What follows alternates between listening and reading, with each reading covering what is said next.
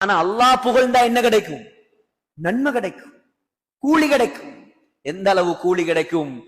நசாயில வருது, ஸல்லல்லாஹு அலைஹி வஸல்லம் சொன்னாங்க, யார் அல்ஹம்துலில்லாஹ் என்று 100 தரம் சொல்றாரோ, கடிவாளமிடப்பட்ட 100 குதிரைகளை அல்லாஹ்வுடைய பாதையில் கொடுத்தா என்ன நன்மையோ அந்த நன்மையை அல்லாஹ் தருவான். இந்த சஃபையில எங்க யாருக்காவது ஏழுமா 100 குதிரையை வாங்கி அல்லாஹ்வுடைய பாதையில கொடுக்கிறது?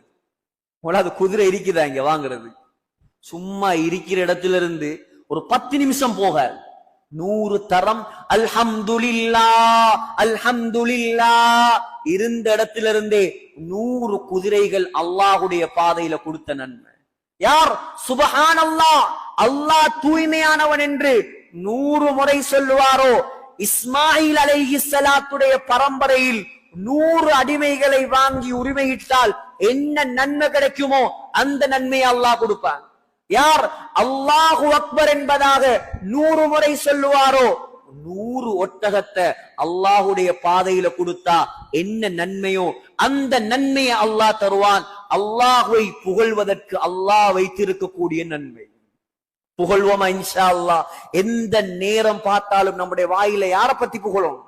அல்லாஹ் புகழணும். தஸ்பீஹ் இருக்கணும் கையில, திக்ர் கவுண்டர் இருக்கணும் கையில, அல்லாஹ்வை புகழ்ந்து கொண்டே இருக்கணும். புகழ புகழ புகழ அல்லாஹ் நம்முடைய அந்தஸ்தை உயர்த்தி கொண்டே இருப்பான். அதான் அல்ஹம்துலில்லாஹ். எல்லா புகழும் அல்லாஹ்வுக்கு மட்டும் சொந்தம். اللهم صل على محمد وعلى آل محمد كما صليت على إبراهيم وعلى آل إبراهيم إنك حميد مجيد. اللهم بارك على محمد وعلى آل محمد كما باركت على إبراهيم وعلى آل إبراهيم إنك حميد مجيد.